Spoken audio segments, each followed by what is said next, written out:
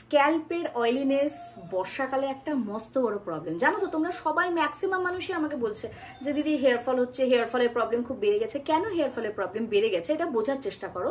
যে আমাদের বর্ষাকালে ড্যাম্প ওয়েদার থাকে, স্যাঁতস্যাঁতে ওয়েদার থাকে, স্ক্যাল্পের অয়েলিনেসটা খুব বেশি বেড়ে যায় এবং স্ক্যাল্পে আমাদের কি হয়, ফাঙ্গাসও তখন কিন্তু চলে আসে।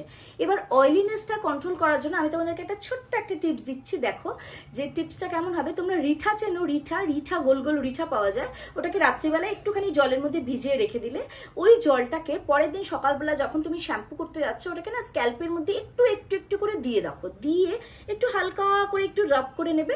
তারপরে তোমাকে যা যেরকম শ্যাম্পু মানে তোমরা যেরকম ভাবে ওয়াশ করো তোমরা সেরকম ভাবে ওয়াশ করে নিতে পারো।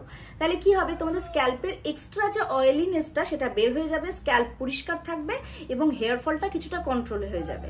বাট তোমরা কিন্তু এই স্ক্যাল্পের এই যে রিঠা ভেজানো জলটা ফুল হেয়ারে দেবে না, তাহলে আবার চুলটা ড্রাই হয়ে যাবে। এটাও একটা ব্যাপার।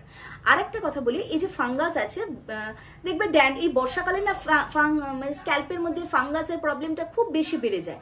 তখন তোমরা কি করবে, এই স্ক্যাল্পের ফাঙ্গাসের কিছু ট্রিটমেন্ট করতে হয়, কিছু প্রফেশনাল প্রোডাক্ট আছে সেটা দিয়ে তোমাদেরকে ইউজ করতে হবে, তাহলে ফাঙ্গাসের ট্রিটমেন্ট থেকে তোমরা রেহাই পেয়ে যাবে। তো বর্ষাকালে এইভাবে যদি তোমরা মেনটেন করো তাহলে আর হেয়ার ফল হবে না।